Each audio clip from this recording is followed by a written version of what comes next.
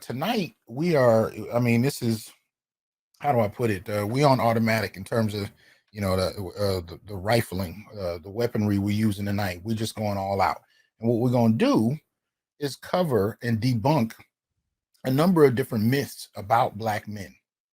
And I wanted to get BGS up in here with me to do it because it's a lot more fun, for one, to bounce off of good brother when we're talking about it. But there's a lot of info to cover.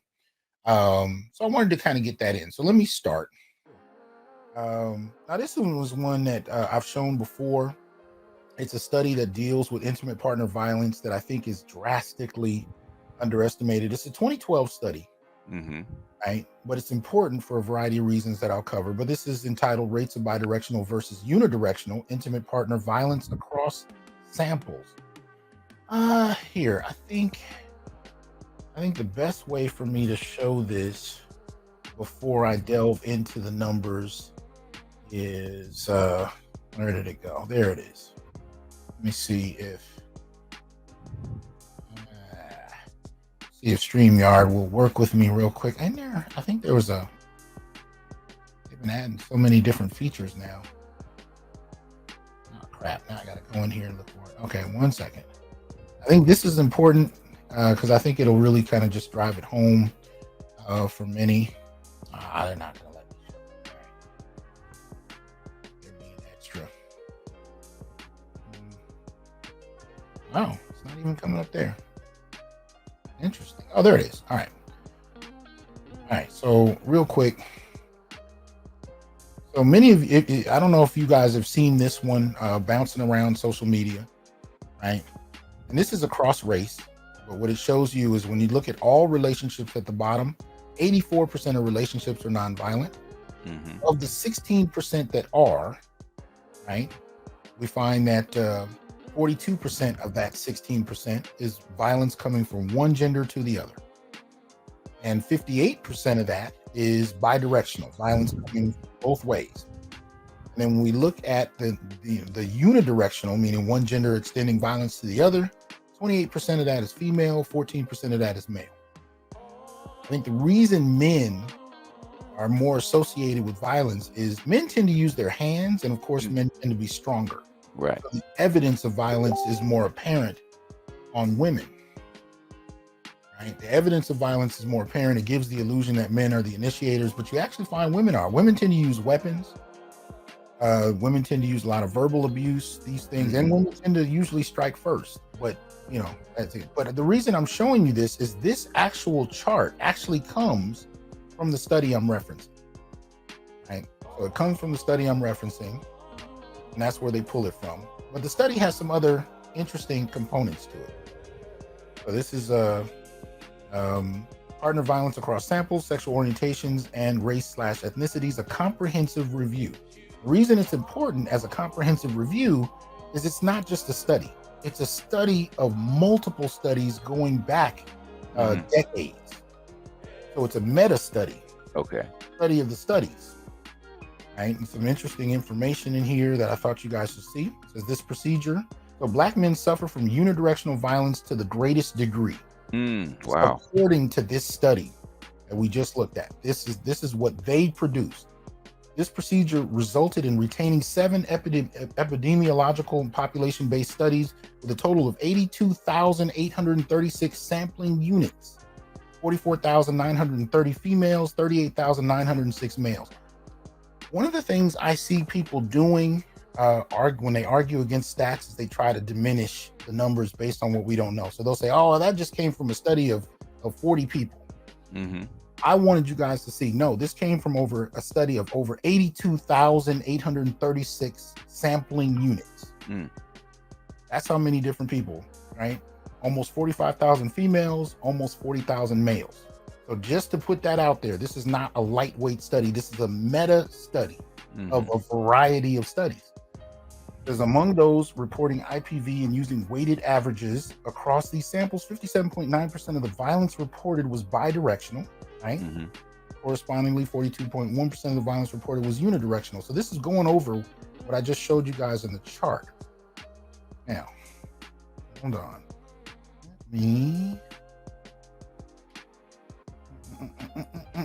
There we go.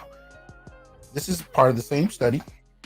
This is the same study. This is table 8 in the study itself.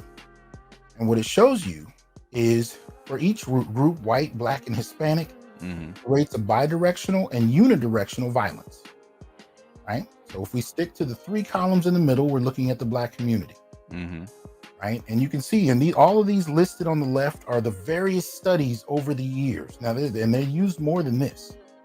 They used more than this in this study. But what they're showing you is that in terms of male to female violence, 8% in the first category, 12%, 13%. And they break down the percentage of male to female violence. Female to male violence, what do you notice in this third column? Much higher. It's higher. Right? And so when you look at the bidirectional violence, again, the majority. So what it's saying in this first column is 61% of the violence in the black community, according to this Satano study in 2005. 61% of it is bidirectional. 8% of it is male to female.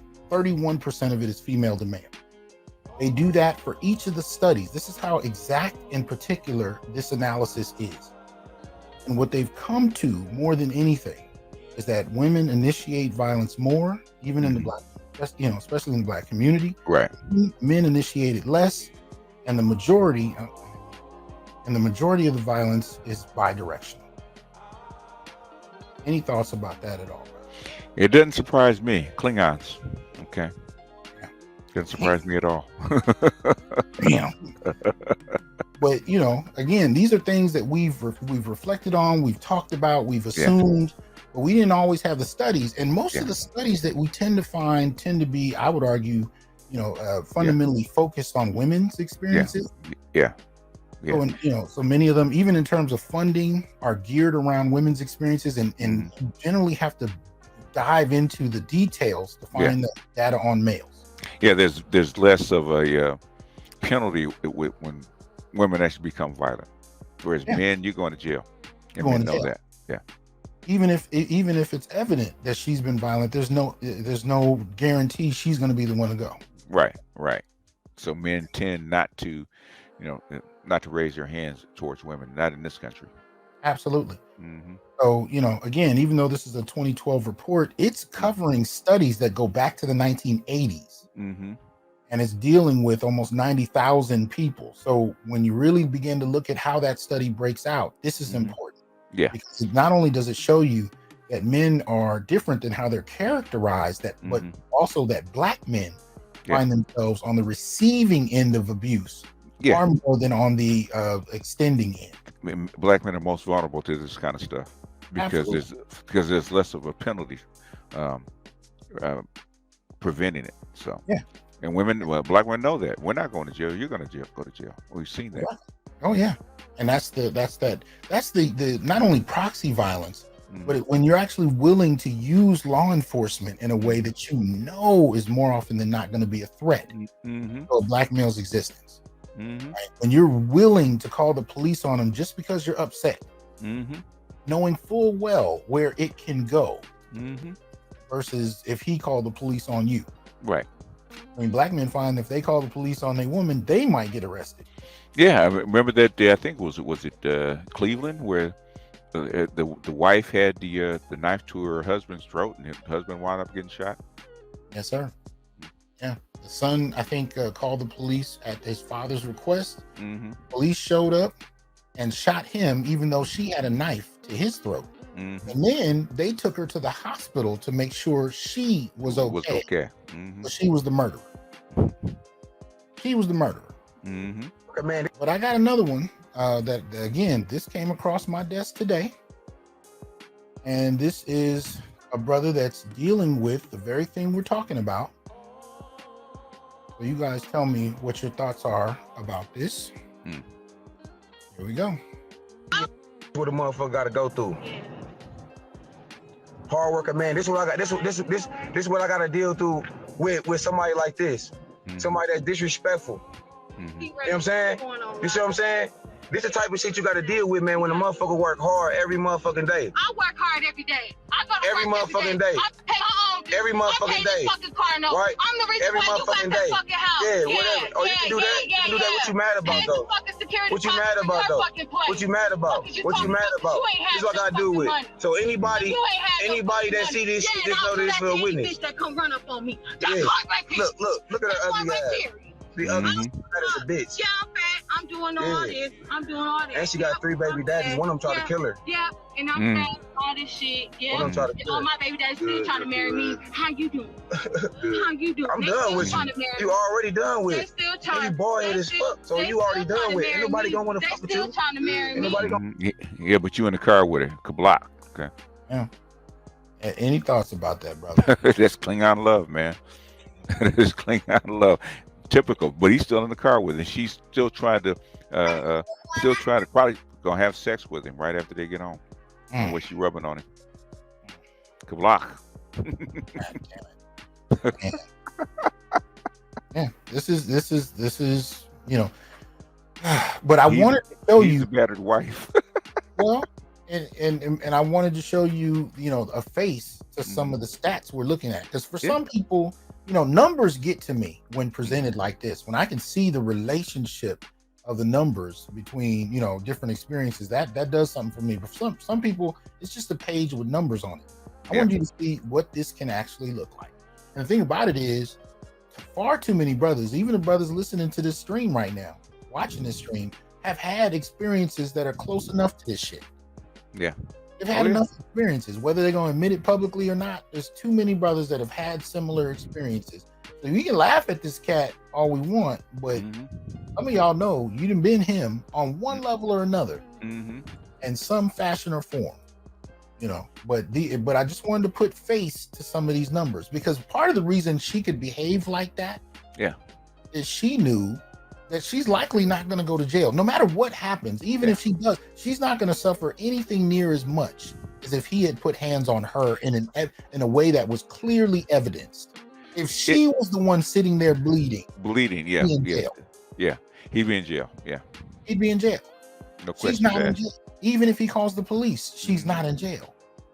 And I've known women to get out of jail while the man that they assaulted or shot was still in the hospital. Yeah. Still in the hospital. He ain't even healed from what's happened. She's already out. I wanted to give some clarity to some of these numbers and put a face to it. I didn't put him up to be laughed at. I put him up to point out this is what some cats are dealing with. And I hope more and more Black men are walking away from this kind of violence.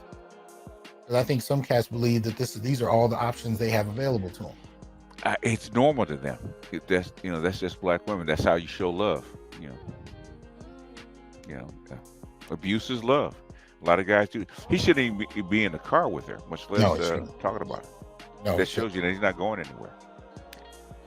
Well, I don't know how old this is, and I hope he's gone on this. And Uru hitting again. He said, and clearly she's done that to him many times. Yeah. So, but I wanted to put a face to that. But and he said she had another baby daddy that almost killed her. So she's a violent person.